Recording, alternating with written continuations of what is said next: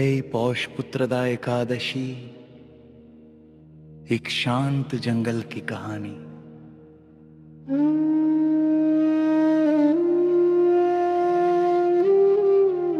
रात का समय था, आसमान बिल्कुल साफ और चांद की हल्की रोशनी धरती पर ऐसे गिर रही थी जैसे किसी ने दूध बिखेर दिया हो। भद्रावती का राजा सुकर्मा महल से धीरे धीरे बाहर निकला। उसके चेहरे पर एक ही बात छाई थी, मैं संतानहीन क्यों हूं।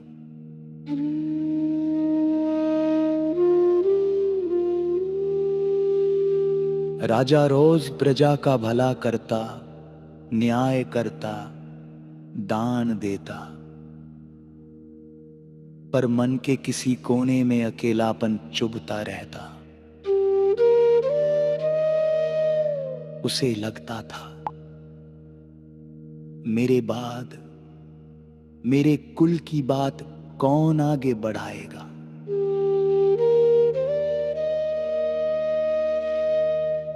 इसी सोच में डूबा हुआ वो महल छोड़ जंगल में चला आया। जंगल बिल्कुल शांत था। पत्तों की सरसराहट, दूर कहीं कोई पक्षी की आवाज और राजा के पैरों के नीचे टूटती टहनियां।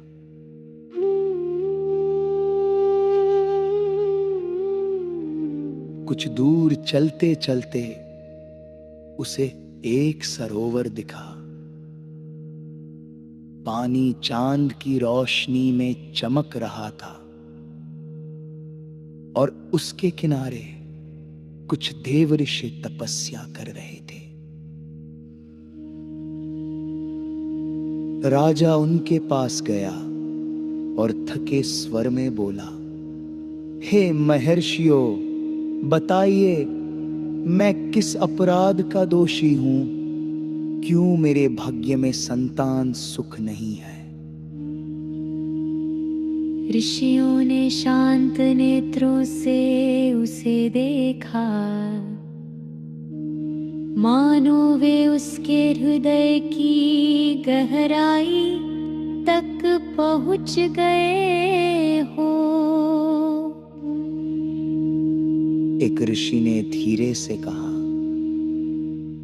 राजन, ये तुम्हारे पूर्व जन्म के कर्मों का फल है, पर चिंता मत करो। तुम्हारे जीवन में प्रकाश लाने का एक मार्ग है।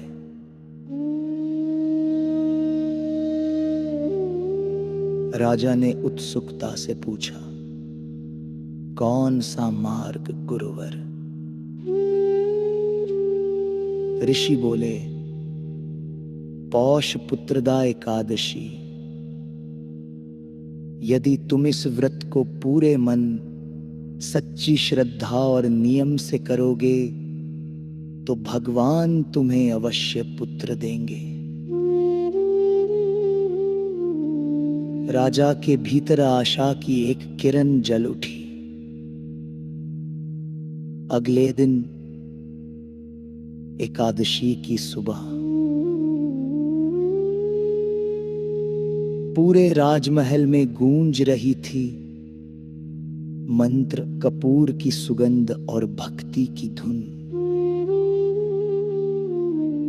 राजा ने पूरे दिन उपवास किया, भजन कीर्तन सुना, दया और दान किया और रात भर जाग कर भगवान का नाम लिया।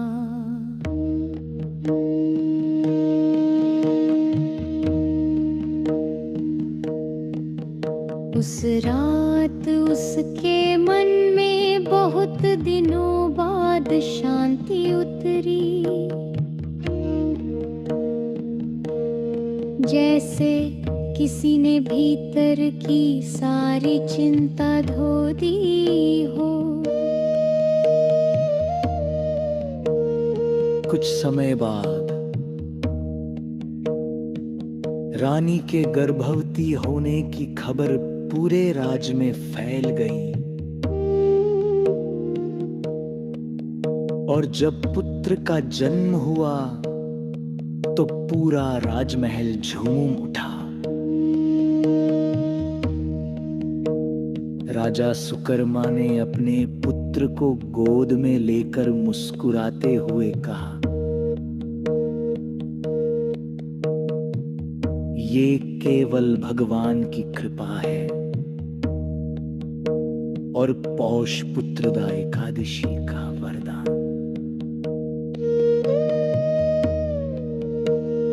कहानी का सार,